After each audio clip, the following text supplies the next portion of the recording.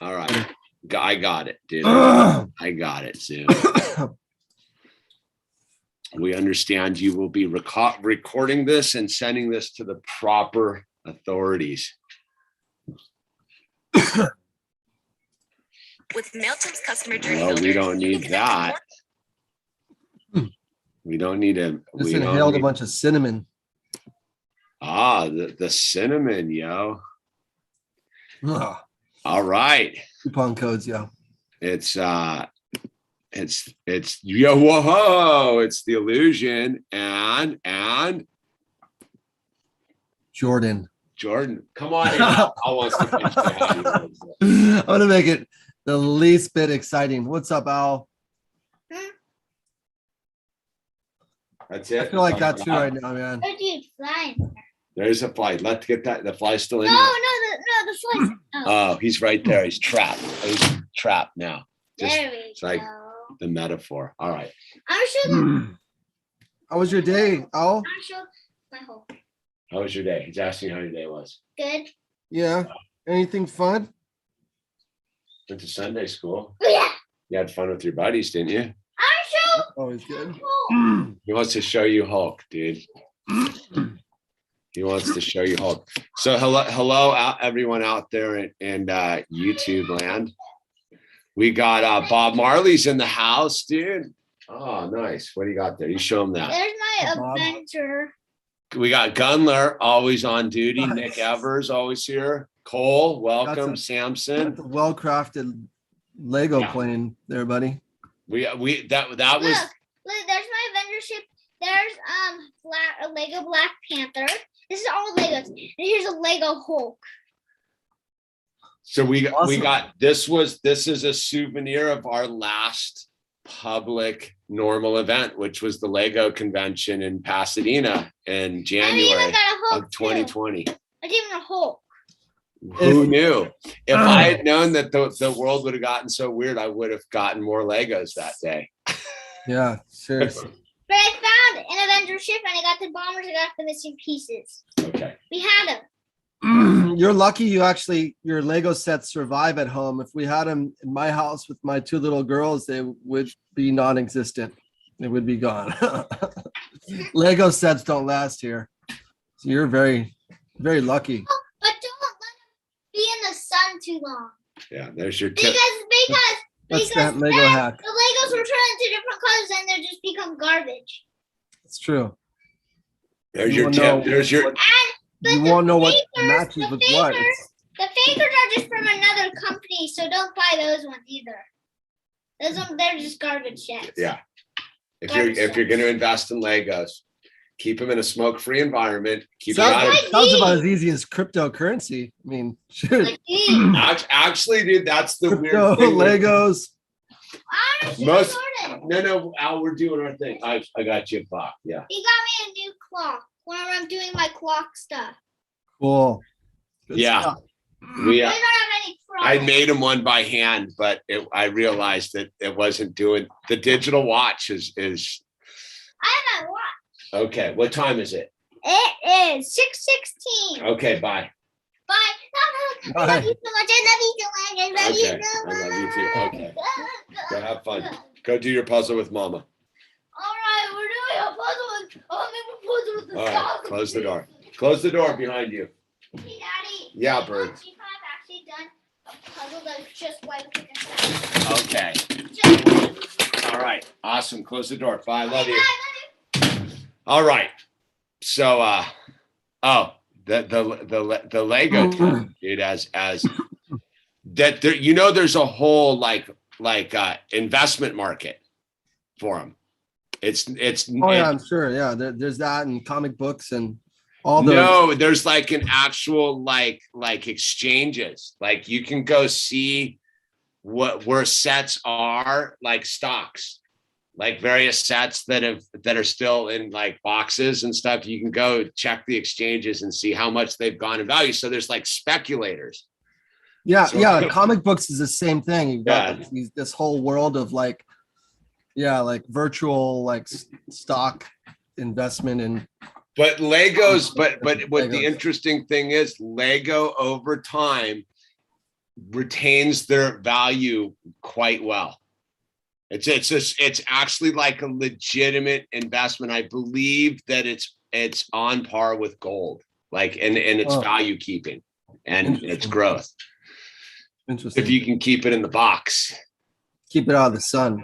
It's the big one. Keep it out of the sun and keep it sealed in the box. But like, that's like a weird thing. Yeah. Yeah. Something to practice. Yeah, it's hard, man. It's like having a bag of candy and staring at it. Yeah. Totally. Yeah. So what's going on your end, man? Not much, man. I've been making a lot of trips to Home Depot lately. I'm like collecting, like I'm getting of that age, I guess, where power tools and like Home Depot equipment. What if you're gonna get? You're getting rigid, right? Because it at least has a lifetime warranty. Well, I got this Makita power tool, but it doesn't have the battery in it. Just like skill saws. I got a get a worm drive, dude. I got just this is not a power tool, but I got a good carbon fiber composite one because for extra performance. Yeah. I'm really serious about my staples. Yeah. You get your stuff in bulk there, right? So you can get the deferred interest payment on the card. Yeah, sometimes, not all the time. You know what the trick on that is, right? If you go in there, let's say you got to get a couple things, and it comes up to $200. You just go buy something that takes you over the $300 limit, then return it. That's actually a great. That's yeah, okay. So you go in there, so you can go get one of those, like you can go pick up a $90 Makita battery pack, right? Go in there, buy it, just keep it all like buttoned up, and then 27, like after the billing cycle, just go return it, dude. It doesn't the thing doesn't know. Oh, that is good. Actually, it's better than what I just recently did. A guy was like, I wanted to save $50. The guy's like, you want to save $50? Just apply for another card. So I was like, dude, I did that. Okay. Actually, I did that the other day, and I saved $100. Yeah, I saved 50 and I was approved for like $4,000, which was scary because I never was approved for that much credit before. And I'm like, all right, probably not a good idea to utilize that. Okay. I even got a Lego Darth Maul two-sided lightsaber. Lego shares. I knew that was Darth Maul from a mile away. Isn't that crazy? I was like, that's Darth Maul. For some reason. This thing is like a dino set. We actually. He wants to show you. Knows you're a dad, dude. You. Okay. Here's a set that I tried to figure out. It's a mini micro set, Chicago. Dude, so I'll tell you this on because I do the rehab what is that? Stores. So this was a micro set of Chicago. You go look. I have the base of it. You go look it up online. The thing's worth $bucks now. Like I don't have any of the buildings for it, but to actually like build the buildings and get all the parts is like sort of like a cityscape, Chicago. Yeah, there's a whole cityscape. Hey, Al, can I do my thing? We got one more show. Wait, how about after this one we do a show like just like a short We'll do a Lego one tomorrow. How about that? No, on the channel? we'll just do like a little one after. I don't know. I just want to talk about Legos because you and Jordan are right now. I know, but we're talking about some big boy stuff right now. Like Legos? No, we're not talking about Legos. We can talk about that on the Lego channel later. You want to do that? Yeah, you can make a Lego channel tomorrow with We have a Lego channel. With Jordan. Oh, okay. You want him to be live? Okay. All right. We'll work something out. All right. Tomorrow. He can be a guest on the Lego channel. I'm down. All right. I'm around on that. Am's great, dude. Go, dude. We got stuff to cover, dude. Save 10 hours studying with this Chrome extension. Sorry. Go ahead. 10 hours studying with this Chrome extension, huh? Who's doing that? Oh, go. Sorry about we're that. trying to get our thing done. Please, will you go? Close the door, bud. Take your Legos and build an alternate universe. In a different room. I'm building some superhero stuff for my big old set that you got me. Yeah. Click. All right. So Yeah. So that's my tip on the depot.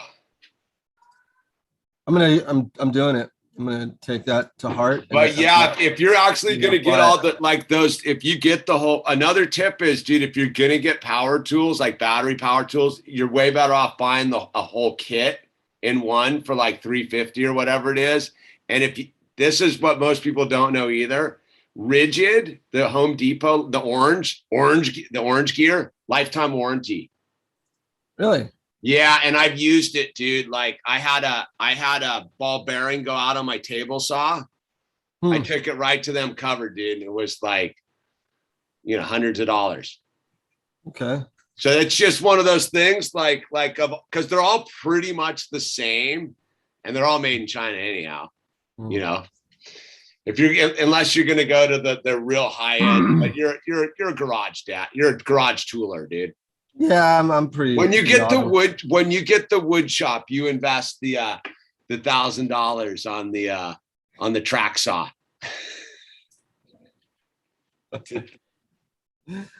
Yeah, I'm hyped though with my skill saw. It cuts great. Did you get an actual skill saw or did you get a circular saw? Sorry, yes, circular. Isn't it the same thing? No. Skill saw is a brand, dude. And if you're gonna get a skill saw, okay, I got a circular Makita saw. Sorry, I'm here to learn. So all right. So now that we've done our ad for the Chinese military bases and the New World Order, let's take our thing into dispelling the myths of the New World Order and the Chinese military bases that ply our country. So what do you got? I mean, I'm going to follow your lead. I got some links. Okay. Just some interesting tidbits. I have like 2 videos that are very short, but extremely entertaining. I think with that, in order for us not to get sacked like we do, you just got to pause. I don't know. I think there's like some sort of length of time before you got to like do it, pause and comment for a moment, and then you can play again. Okay. Then it's that's not so much it's not so much the highlight of it, but But you know what I'm saying? Just for us, because I'm surprised. I thought for sure the last couple we were going to get demonetized. We didn't, which means that we're getting through the checkers. Okay. Checkers. Hey, yo, checkers, dude. We're staying within community guidelines. Yeah, for sure though. Dude, and if they violate us, they're violating, dude, an intersectional person, dude, because you're a Muslim. Yeah, if they do that, they're racist, though. Yeah, dude. You always need a receipt, Dan. You always need a receipt. And if they're not racist, then they're anti-Semitic, because I also have that card too. So Oh, God. So, all right. So I think the thing that I got, and I'm crediting it with, so Jimmy Dore's been on fire lately, which is interesting because he's real left, but the left is really waking up to what the mandates are really about, dude. And again, maybe I'll start with this. Let me start with I don't know if it's hate mail. So one of my longtime viewers just jumped on the grenade after our last stream, right? And then, so I blocked this dude a number of times, and I've always kind of let him in because he's been around for a long time and like, whatever. But he kind of crossed the line on this last one. And so I sent him an email that was like, hey, look, I no longer wish to receive any emails from you. We're done. It's all good. Just return into Cyberville, right? And so I got this one because this will tie us into everything, dude. So I got this one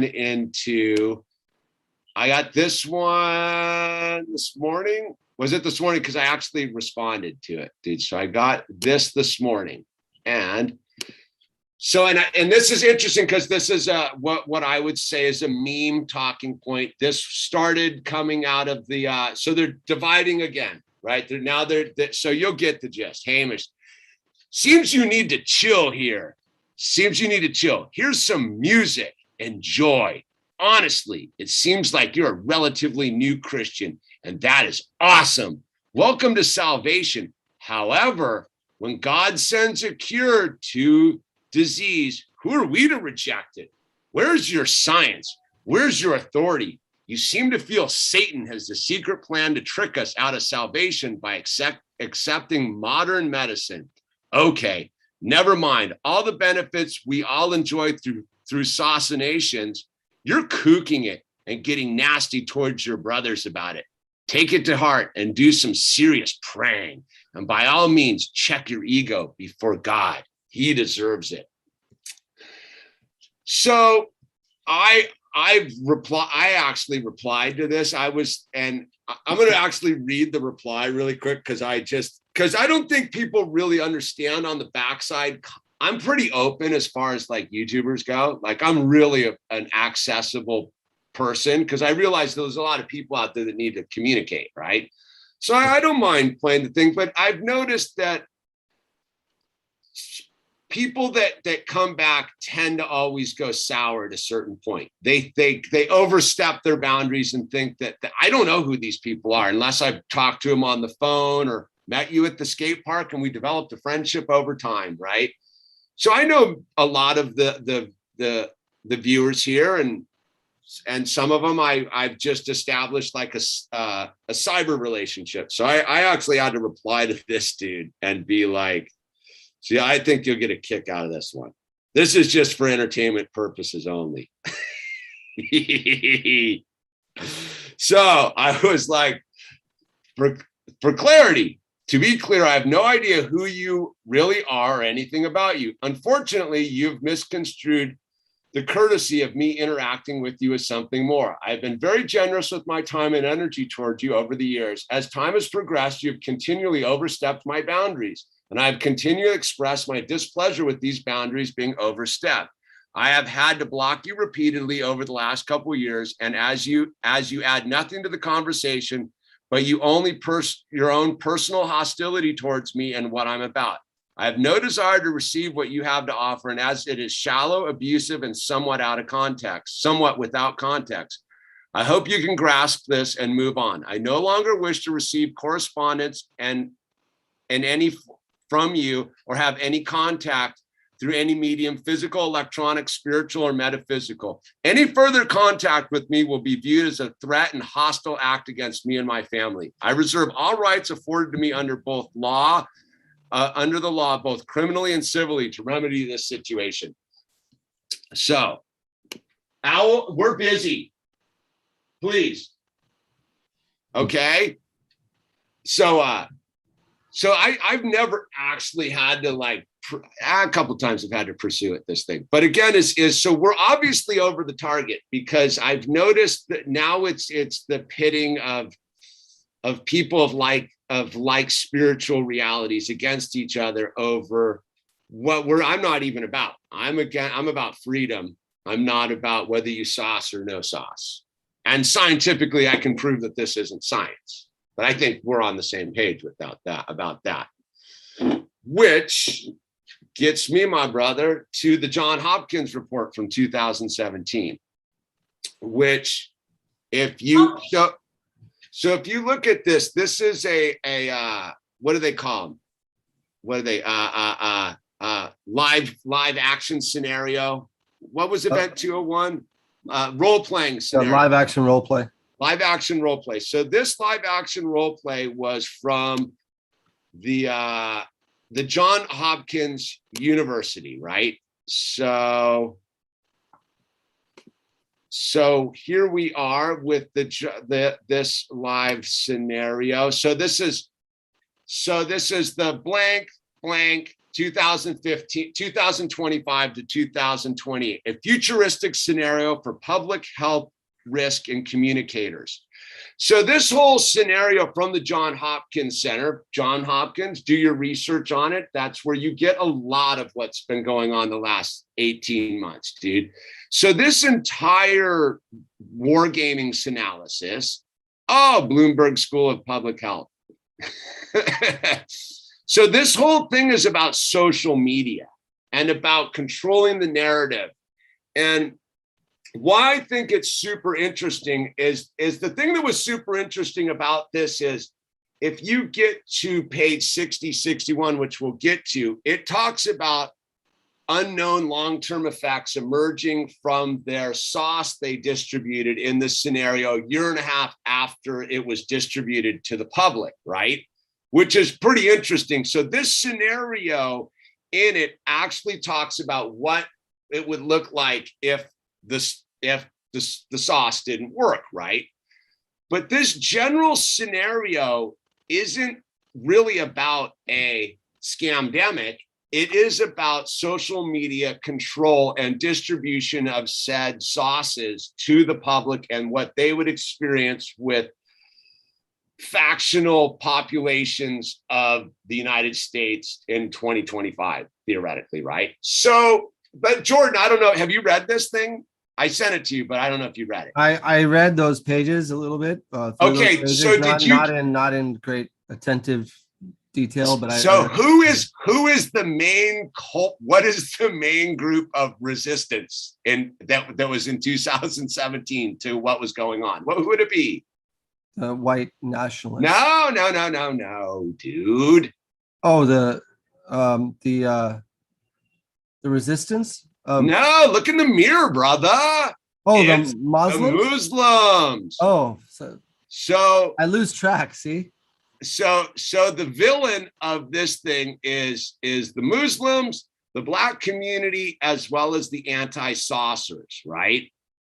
So it gets all into this thing, and where does it all start? Where does this scamdemic start? It starts in the Twin Cities, which I find very interesting in light of last year, and it also begins in a Baptist church, of course, on people returning from missionary work to the Philippines, dude. It's a whole thing about social media and how the information spreads through social media. So, and I just want to get you to this to see who the main villains are. So you can just see the imagery of this, dude. Where is this? It's funny because they're like the most compliant right now. Well, no, because in this sauce, it's not fetal tissues that's in the sauce. It is, where is it, dude? They're resistance because I'm gonna lose. I should have bookmarked it. Excuse my clumsiness in this medium, people. I can't get to my cursor, the voice. Where is it, dude? I passed it, dude. The reason they don't do it is because it's tainted with pork products, dude. Okay. No mention of the Jewish community in that, though, right? No. It's that's convenient. So it's tainted. I'm sorry, everyone who's viewing this, and you're just getting me scrolling like an unprepared response. All right, where is it? Jacob and Boaz in Twin Cities, dog. Yeah. So you get to this thing where the line of privilege. So they already know. So again, where I'm getting with science on this whole thing to countermand this email that was sent to me. This scenario in 2017, the main purveyors of public health in their distribution of the message, right, know that they're going to get pushback from the Black community regarding the Tuskegee experiment, the withholding of the Ebola stuff, and that dude in Texas, that the Black community is not going to take it, right?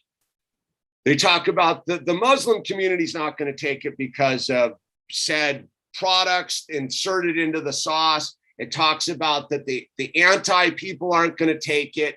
So when we move into 2021 and we see the incompetence of the health system and the government in regards to their distribution of said product, I think the general public begins to think that this is unpracticed, that nobody knew that this was going to happen. This entire 89-page war game scenario is specifically about the pitfalls of distribution and marketing of said sauce. Everything that is stymieing their distribution right now is discussed in this document, right? So when we hear all the things, these people don't not know what they're doing. They practiced this in 2017. And to me, that's where I think we're going to get right to your subject in a minute here. Yeah. This, by the way, is called a preemptive strike. Well, what it is I think there's one of the tricks or the spells they've cast upon our society, or in the society as a whole, is the fact that there isn't some sort of master planning going on behind the scenes or above the scenes, and that this is all just run as a state of incompetence. It would appear to be on a certain level, but it's not, because these people had the foresight in 2017 to talk about the release in Southeast Asia of a scam, right? And it going worldwide, and all the pitfalls. This is specifically about the pitfalls of distribution and social media. So they know all of the pitfalls. So when we see all this weird factional stuff, and this group isn't, they already knew all this. They already knew certain segments of the society were going to push back on exactly why they pushed back. So I think that's very interesting, because this whole thing of like, oh, it's science, is this is science right here. These are highly paid, highly educated scientists, intellectuals, educators, politicians, healthcare officials sitting here and spending big dollars to talk about said scenarios. This, like Event 201. So if this is the 2017 about social media, Event 201 is actually about the spread of contagion, right? And again, these people weren't caught by surprise, dude. These people know exactly what they're doing. So the interesting part about this, and I'll wrap it up here, is on page 60 and 61, it talks about how that a year and a half after the distribution of said sauce, long-term effects started to show up. And so you have this here at near the end of 2027. So this is 2 years after their scenario begins. Report of new symptoms began to emerge. After showing no adverse effects for nearly a year, several sauce recipients slowly began to experience symptoms: blurry vision, headaches, numbness of their extremities. Interesting. Due to a small number of these cases, the significance of their association was never determined. As of writing in this in 2030, longitudinal studies indeterminate by the NHA at the beginning of the program have not reached the next round for collection of data. So formal analysis of these symptoms have not yet been conducted. Furthermore, the cases arose from the initial cohort of SOS. Those are high risk populations, including those with underlying health conditions, making it increasingly difficult to determine the exact extent in which these symptoms were associated with the SOS. And as cases emerged, patients began filing for compensation under the PrEP Act. So this talks about, so another interesting little tidbit here on this, and everybody out there, food for thought. So they have these food for thought communication dilemma scenarios. Get a load of this, Jordan. In food for thought communication dilemma number 2, despite the uncertain science about the link between their sauce and the reported symptoms, why should health officials still communicate with compassion and genuine sympathy toward these in the sauce population who experience medical issues subsequent to being sauced? One of the food for thoughts is they are actually debating whether or not they should compassionately or genuinely communicate with those that have been damaged, i.e. the people that are in the VIRS. So what we're experiencing right now, if you follow any of these people like the Robert Kennedy's newsletter and all this stuff, is the people that are experiencing adverse effects are actually being shunned by the medical community and told that it's psychosomatic and anxiety based. This food for thought right here people got all alarmed about the emergence of symptoms a year and a half later. I read the most alarming part of this entire document is this word, this right here. Why should health officials still communicate with compassion and genuine sympathy? They're literally asking that question of themselves. Should they or should they not have health officials genuinely and sympathetically communicate with those who have been damaged by their science? Unbelievable. It's unbelievable. This is the hallmarks of evil. This is what they're debating. This is their food for thought. So the cognitive dissonance of our society is mind blowing. And I'm gonna kick it over to you right now. Oh man, no, that's heavy. Yeah, I mean it's well, if you want, I can I'll share I could share a couple screenshots. Hello, Carooster.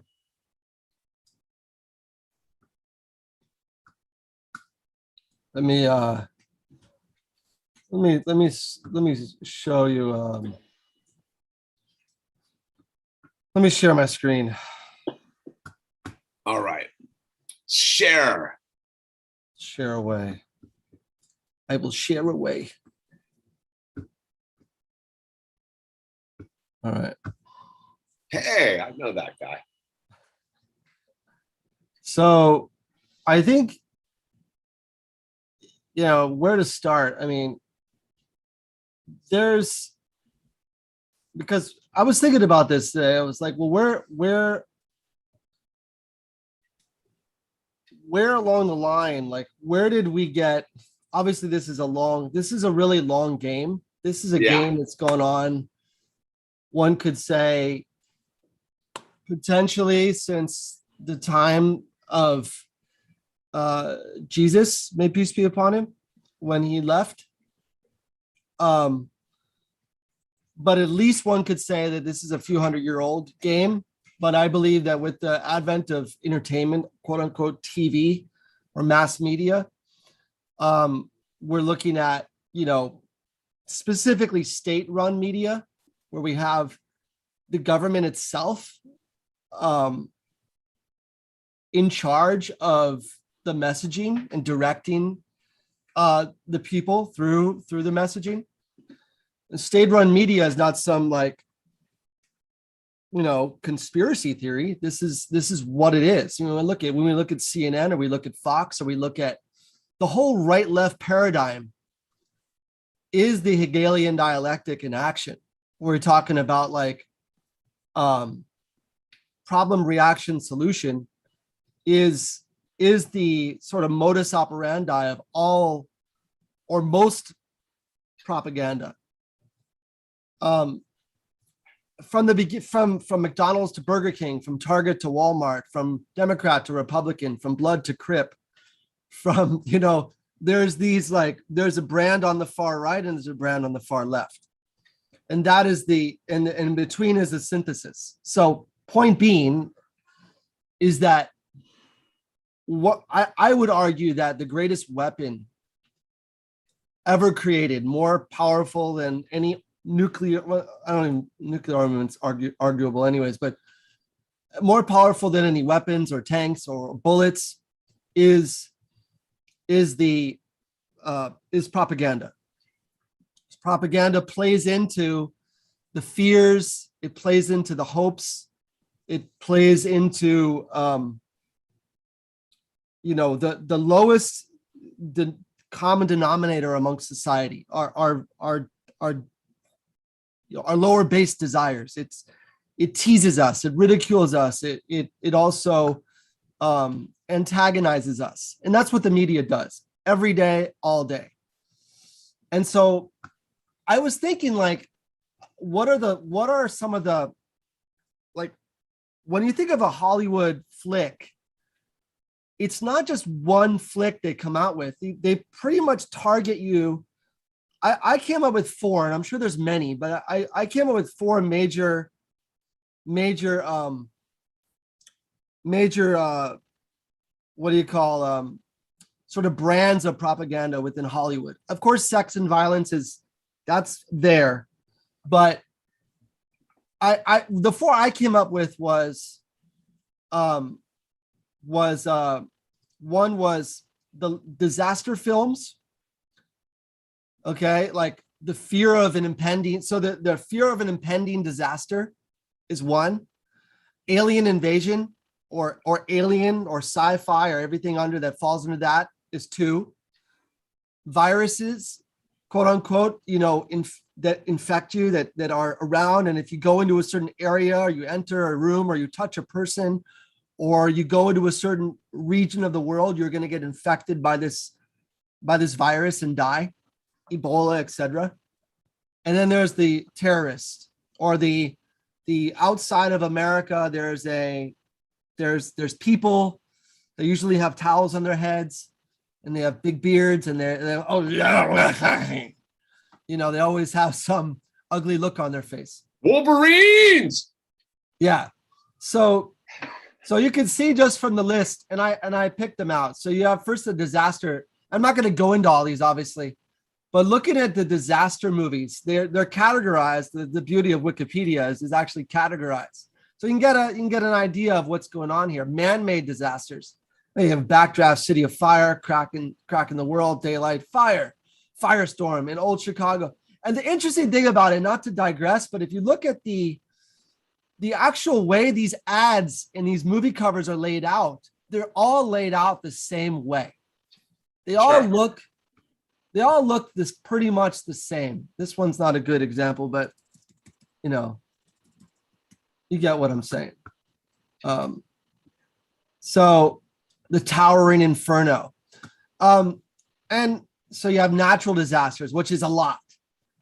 And you could see what are people more interested in? Are they interested in man-made disasters or natural disasters? Natural disasters are really where the most shock and awe is.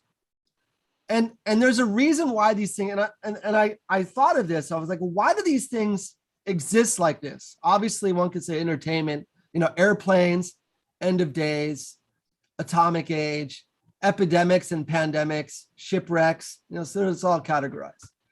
So you have natural disasters, and I'll get back to what I was going to say. But then you have a list of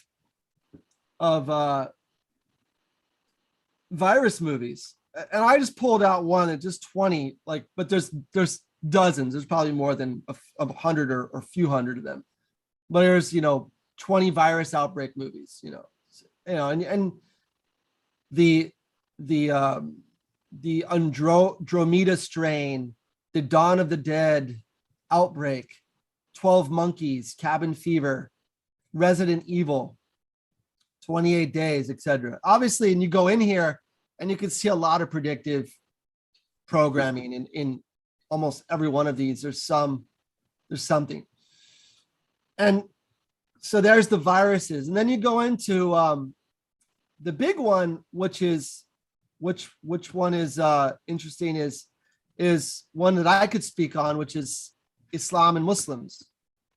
And I'm just going to go through this quickly because I want to get to the point of all this, is that one guy, really great guy, is a Christian guy named Jack Shaheen. He wrote a book and he did a documentary called Real Bad Arabs, How Hollywood Vilifies the People. And he counted over 1,000 movies stereotyping Arabs and Muslims, particularly in American popular culture, in a negative light. Okay, tons of movies that were actively, intentionally, depicting Muslims in a very, very negative light. Worse than every other race, whether it's Latino or Blacks. Everyone else pales in comparison to the way Muslims have been singled out in Hollywood and used. And so movies like Rules of Engagement, True Lies, Executive Decision, Freedom Strike accurately portrayed U.S.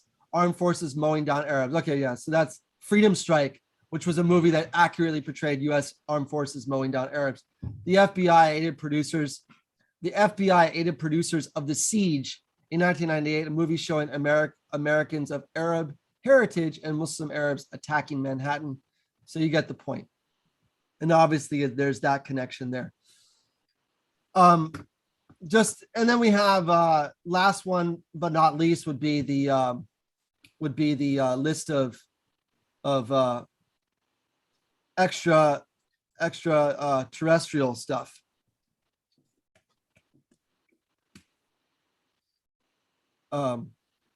Which is exhaustive in itself. Oh, yeah. So point being, and this is what the point I wanted to make, and I'll get into some of the other stuff, is that why all this fear of an alien invasion, something outside of our planet, something, an invasion of or terrorists of some sort invading outside of our country that wants to take our freedoms and our rights, or freedoms and our goodies away from us.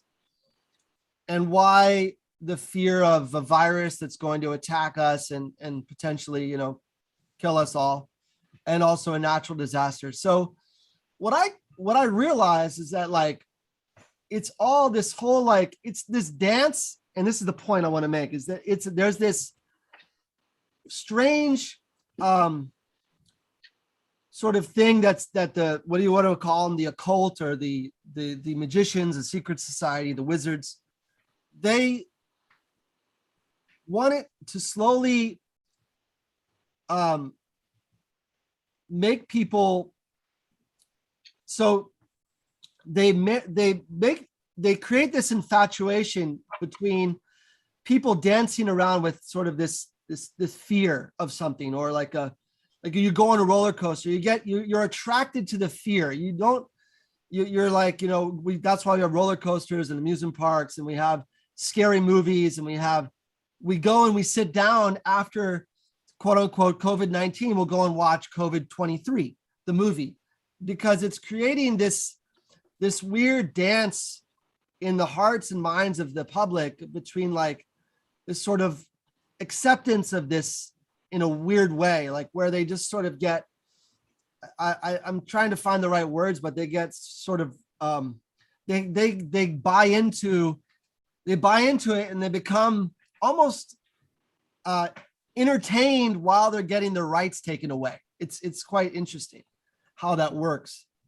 But all of this, you know, and it's no wonder, like, the father of propaganda, one could argue, is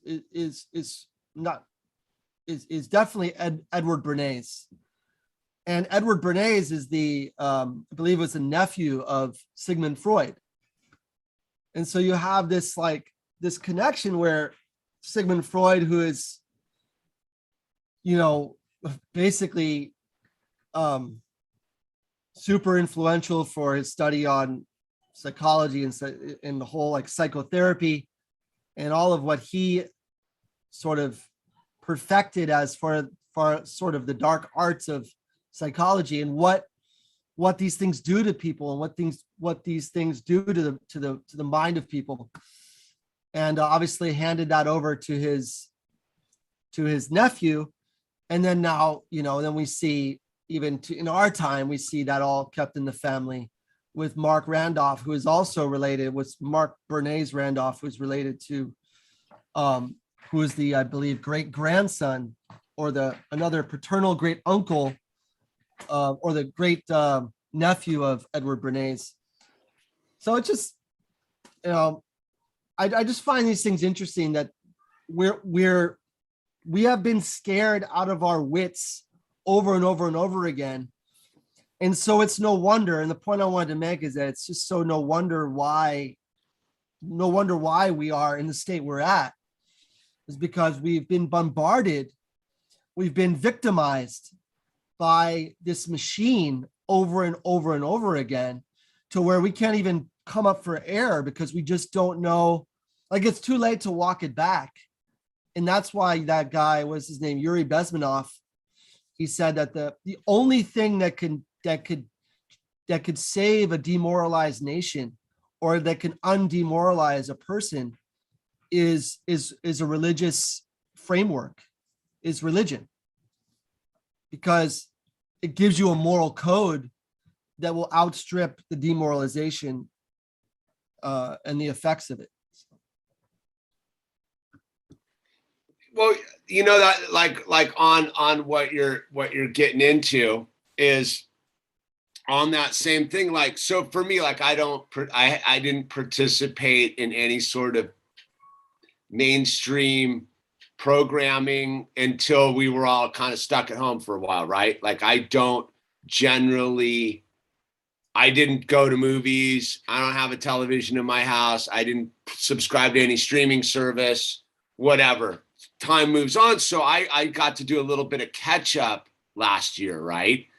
So what I noticed was, and to tie into exactly what you're saying, was a proliferation of scamdemic related shows.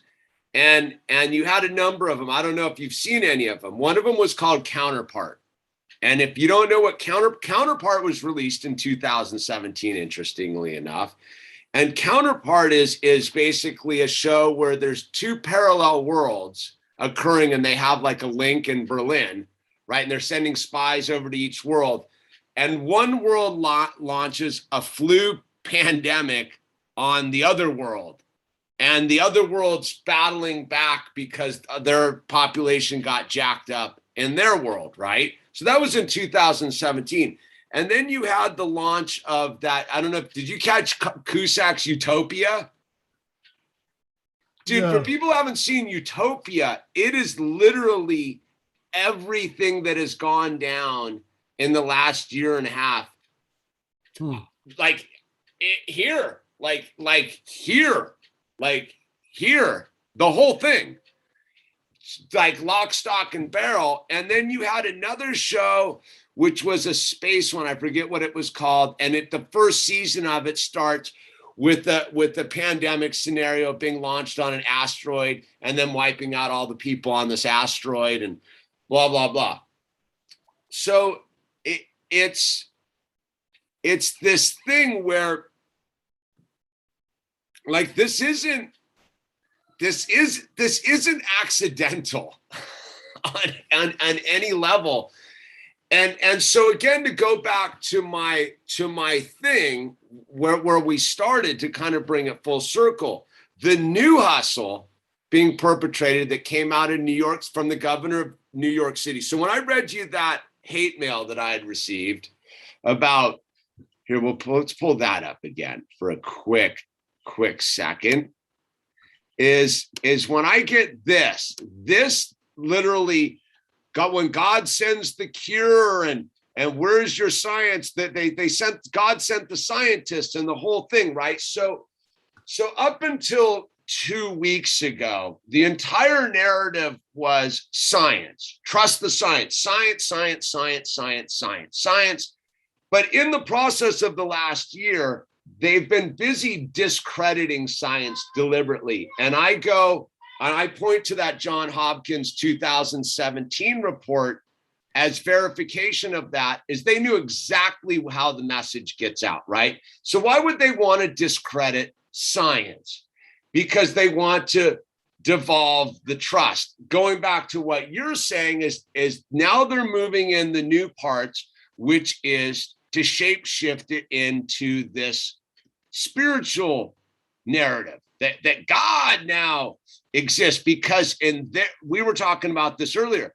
The God that this person talks about, however, when God sends the cure to the disease, that's not the same God that you and I are talking about, a benevolent, loving, infinite God of forgiveness and empathy and all of these things, right? This is Satan that this dude's talking about. This is disguised as that, because one of the things that I think that people truly, we were talking about how we were born into this thing, and this has been going on for at least 100 years in our society, right? This manipulation that we were born into it. And one of the things that the misconceptions I see people having hooked themselves into is thinking that the people on top of the people that are running this John Hopkins experiment, Bloomberg, the guy with the creepy glasses, Dr. Evil, Tedros at the World Health Organization, all these people haven't read the books, i.e. the Quran, scripture, the Bible, haven't studied the all the books that are out there, that all these texts, and haven't looked into these things. And in fact, I would argue that they know these books so well that they're actually manipulating the society based upon their knowledge of these books and using them against the people of spiritual faiths to maneuver them, right? And so one of the misconceptions I think we have is that these people are atheists. And I think we both agree that they're not atheists. They actually have a God. That God is Satan, and they're Satanists. And it goes back to our thing with the death and all of that imagery that's bombarding and the social justice warrior thing and all of it. So now they've moved in the thing because it was science based upon this atheist principle of science, right? The initial concept of science is it's free of God, right? It's atheistic in its essence. The science is pure. Trust the science. The science it's just numbers and test tubes and people running experiments. Now we move into the thing where now God has given us the science. The science comes from God. God has given us the sauce. God has given us all this stuff. Well, the trick that it is they've duped us into thinking that they're operating from a non-God perspective. And now they're talking about God as if that's the same God that you and I are talking about, because the manipulation of Bernays and all of these dudes is Satan doesn't exist, right? The big greatest trick beholding man was that the devil doesn't exist, right? You have the people that are of faith and spirituality and know that God exists and have found their journey towards God in one thing. And then the people that actually know all of these journeys, have studied all of these books, are using all of these books to manipulate the population and the world and the whole thing, appear as if they don't believe in God and they have no knowledge of God and they disavow God. So they're the science, right? The church of science, take your sacrament. This whole scamdemic is a cult ritual on steroids. Yeah. Boom, boom, boom. Replace the hustle right now. And this dude right here with his thing is the harbinger of what is to come. Is now they've inserted themselves under the fabric of spirituality and the journey towards God, as if their God is our God, and their God is not our God. Their God is what is the devil in the Muslim faith? Shaitan. That's it, almost better named. So I think we're beginning to see the narrative shift for us. I think they've scooped up all the mindless people, right? And now the narrative is going for us to divide us on our faith. So again, what, right? Yeah, I agree. I mean, there's something I want to share before we go, but it's kind of tie into Sigmund Freud. But I think a lot of this stuff, not so much in relation to your friend, but just in relation to the big picture, I think a lot of this people don't realize is that the powers that be are literally trolling us, every day. Oh yeah. And to think that like those who are being given control for right now of the world, to think that they're just, because money's not an issue, power is theirs for the time being until God brings about a decision. And but for now, that is what we're dealing with. And so to think that they're just like, there's no planning or plotting or there's no there's no conspiracy against it is naive, to say the least. So well, I think that's where like these things of let's say what you just brought up with the industry, the movie industry, right? And what I brought up with this John Hopkins exercise, that there is mass planning. And you can go read Agenda 2030. You can go read all of their white papers, so to speak. You can read all about it. And to me, that's almost where we've bumped into this weird thing in the road is, again, going back to that dude's email. Like, as a person who looks into this stuff and reads the numbers and looks at and reads their own database, right? I go right to their own database. I stay in the database of the cult, if you will, right? I use their information. I don't go to outside sources. There's plenty of that too, because when I read their data, it proves that this is a hustle, and it proves that this is all a giant scam.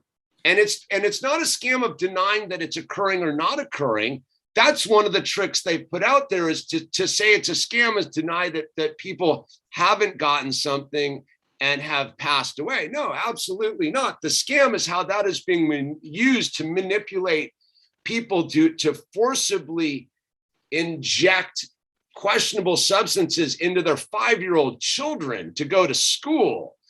It's not a question of right or wrong. I think that NBA player from the Warriors summed it up the best, is when he was talking about, I'm not going to ask my teammate about it. This is America, dude.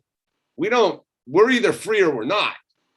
And I think one of the question things is that, well, don't we see that, like, what would make someone think that these people actually care about you? Where every divisive, every sickening social ill at the highest level is happening every day in mass in this country. You know, the amount of hell that's been heaped upon countries outside of America from this government is just out of this world. So, I mean, to think that out of nowhere, there's something benevolent about this, and haste is from the devil. Rushing is from the devil. Sure. Like, that's literally like the whole idea that you have to rush and get it. That's like the tell right there that you know haste that makes waste. Well, you know the devil's behind it. Why are you pushing? Why are you so hasty? All right. And for those who are sort of quote unquote godly people or God conscious people, for them, I think they forget that, atheists are the ones who created the sauce. They're the ones who are pushing the sauce.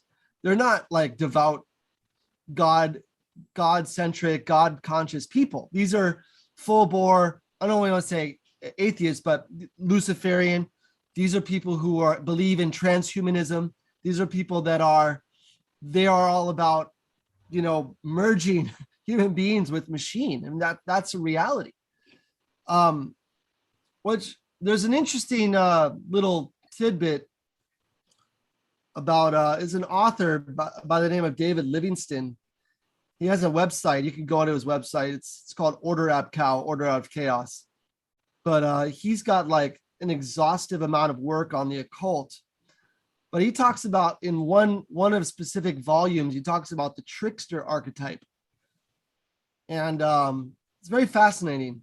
But he basically just, it's called Discordianism.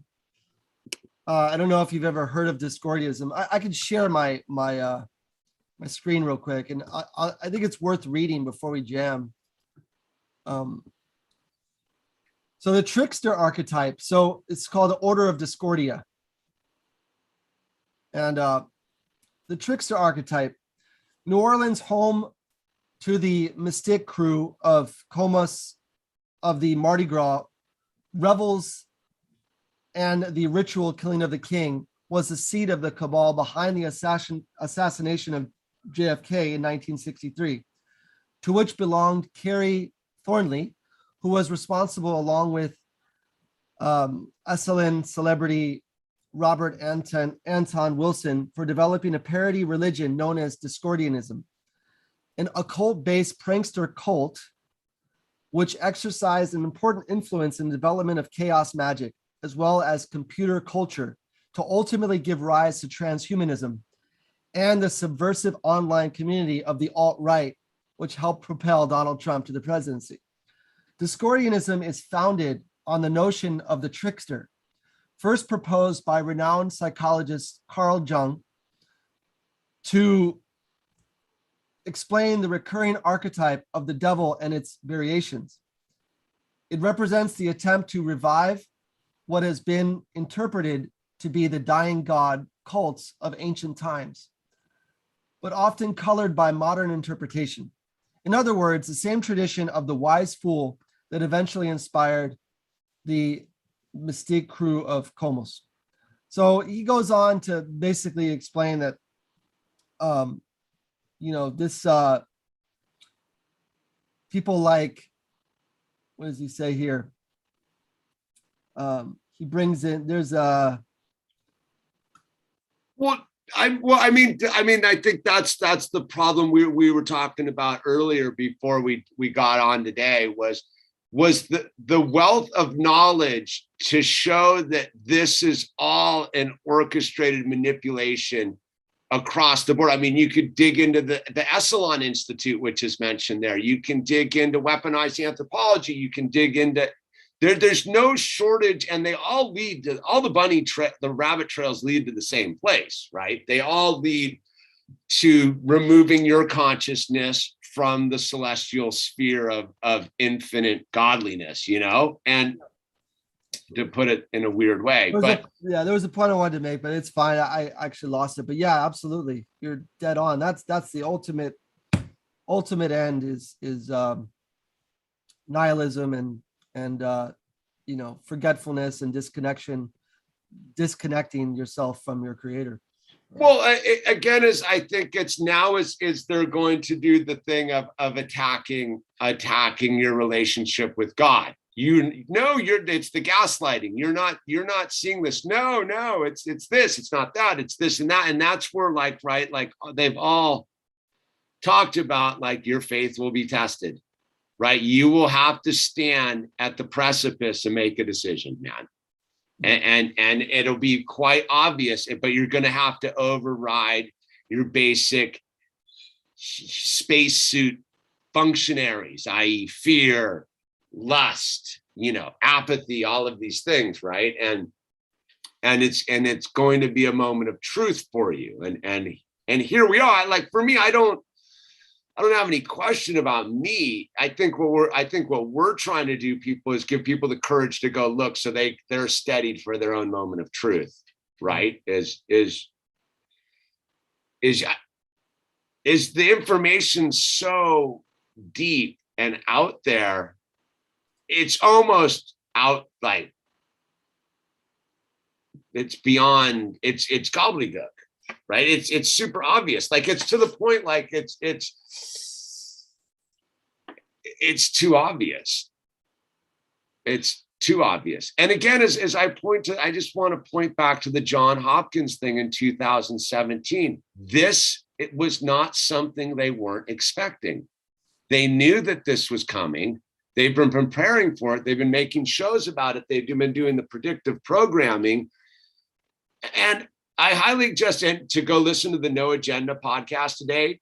They have a pretty interesting clip from a Dutch guy who breaks into this whole thing about the I forget what he's called, his term. And basically what it was is, the way they've got this going was that people don't want to return to the old way, because the old way was full of debt, SSRIs, misery, porn, pedophilia, pointlessness, lame jobs, fast food, all of this stuff, right? So again, is I think almost where that's again where I gravitate towards this sort of Bertaria concept, is like, no, the solution is to go back on high, is to go to God and be like, no, this is what it is.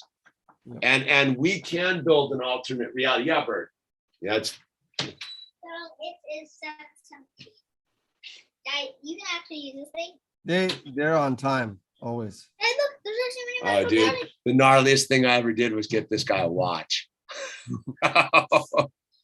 Hey, Yeah. this thing is actually a mini macro one, just like this kind of mini macro, and I can actually go there. Okay, so we're done Yeah, here. this thing can actually go there. Okay, For so, you. all right, thank you, bud. All right.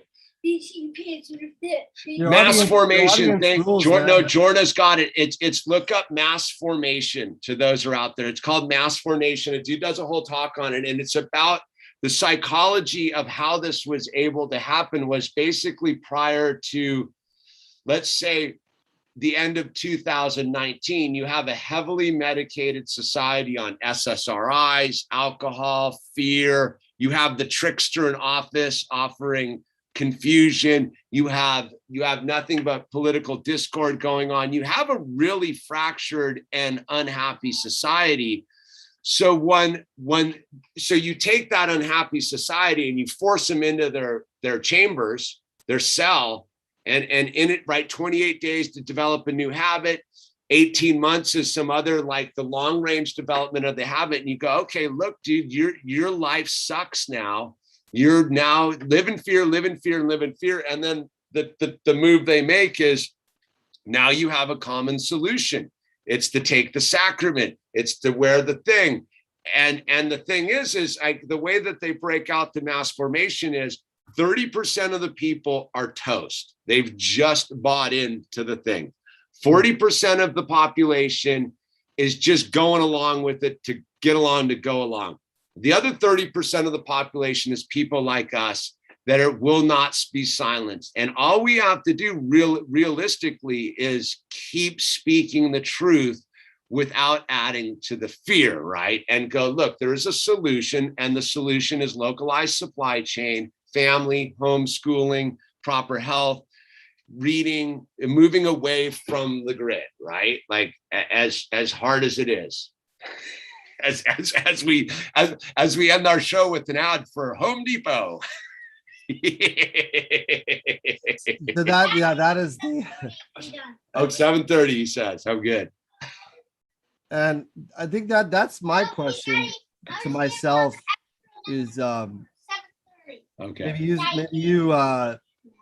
maybe you sympathize as well, but getting out into an area where you could, whether it's off the grid or out inland a little bit. I don't even know what that means anymore, because eventually anywhere you move in America to some level is going to be, whatever, but well, it's not that easy, right, brother? I mean, look, we got kids, wives, homes. We live in places that we're settled in. Like again, as I think for me as for you, like I wasn't prescribing to the world's sucked. I think for me, I'd kind of reached past all of that on a level and was like, all right. And then it all shut down. And the people who were like miserable have taken over the show. Dude, the miserable. Do you think this is where we could probably end on this? Cause this is a question that I have for you, just to kind of, cause it's something I'm wondering. Do you think that with all the mandates and the force saucing and all of what's coming, that we see the Agenda 21 to 2030 thing play out, and as it progresses, a part of me feels like that is for whoever wants to let it be for, in other words, it's like that is for those who, that's for the critical mass of people that unfortunately will fall for that. And then there's a choice that we, us, your viewers, and whoever has to not engage in that. And I agree with what you said earlier about we have to keep speaking the truth, because that's the way we ground ourselves, even in little and big ways. That's the way we keep our feet on the ground, is by stating the reality of what we're witnessing. Well, I mean, on that final note, like I think it's harder for people that are trying to hold on to their truth and stand for their principles and stay in the everlasting light of faith and spirituality. Our journey is much more difficult than the people living in the compliant fear state that just got in line and were like, okay, I'm going to the ball game. Like, yeah, that's they don't have to wake up in the day and be like, all right, man, I gotta debate like whether how long I'm staying in the state of California. Oh man, this dude just passed a crazy like authoritarian mandate on Friday that affects my daughter and my son and my wife and me. Like, what do we do now? Right? Like we had a serious conversation with our 16-year-old about like, what are we gonna do about this? And for those who are willing to comply, yeah, they don't have to think about anything, which I guess is what they wanted anyhow. They don't want to have to think about anything. They don't care. And I don't even know if care is the right word. We were talking about it earlier, right? They don't know. They don't have any idea that there's an alternate universe for them to inhabit. That it contains abundance in God and decision making and freedom and yeah, it comes with a lot of fear and trepidation and like anxiety and like confusion and like, oh my God, and hugging your wife and being like and going through these difficult days. For those that are like giving the thing, I think they're like, it's all we just go to McDonald's and keep wedging Big Macs, sucking Mountain Dew, go to the ball game. And how do you wedge a Big Mac? Is that like a dude? I don't know, but did you see the video of the gal at Burger King going, they're requiring one of the cards for the Burger King? This is outrageous, dude. Like, no, it's tougher to stay in consciousness than it is to be unconscious. And that's the battle, right? Because I was reading someone's post who's, I don't know, she's pretty big on YouTube. And she's like, if you're complaining about my post and want it to go back to the way it was 18 months ago, so do I. But I don't have that luxury anymore because I can't fall asleep. We can't like let it, we've invested too much reality into staying with God and staying in faith. And like, it's getting harder every day because we're like, we got to rejuvenate the batteries multiple times a day. When before I ran on impulse power for the first year, like, whatever. Now I'm like, dude, we're like 19 months into this thing. Like, dude, really? Like, this is a lifetime commitment. Yeah, that being more intentional about everything has to be our default mode, you know, being really intentional about how we do. I listen to a lot of different stuff. I've been listening a lot to this Pocket to the Future guy, dude. He's like part of a meditator thing. He's not Paul Romano. Yeah, Paul Romano's rad, dude. And he's been doing this whole thing, but he said something very interesting about his master of the heartfulness meditation, right? He said that everything that dude did in his daily life was dedicated to the betterment of God. And I was like, that's where I fail as a man, as a Christian, as a father, as a husband, is I forget that every breath I take, every waking moment I have should be me exalting the glory of God. And yet I constantly am struggling. And if I would take on that challenge to make every action and breath count and the whole thing, I don't think I would even slightly be like suffering at all. I wouldn't have any trepidation about any of this. But like, right, I'm a fallen man.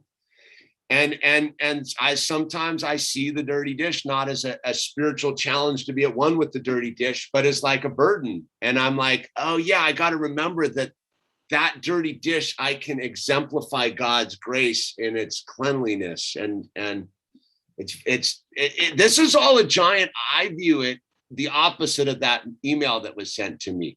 This is a chance to show the glory of God by not cucking to a system. Because this is super hard to receive hate mail. And Jesus himself, may peace be upon him, was an opposite. He flipped the tables of the bankers in the synagogue when he was against the system, because the system was against the people. The system was against the well-being of the people. So true godliness isn't always about going with the flow and being it's about the justice, and justice with measure. So well, anyways, brother. God bless you. I love you, Jordan. I love you too, man. Thank you for having me on again. Appreciate it. No. This is our space, dude. Thanks for sharing your space with my space on this space with the tribe, dude. Like, I appreciate it. it's nice to have a weekly check-in, you know? Yeah, it's really, it's good for me too. It helps me and it's therapeutic and I appreciate it. Yes. All right, man. Take God care. bless. Good night. You too. Good night.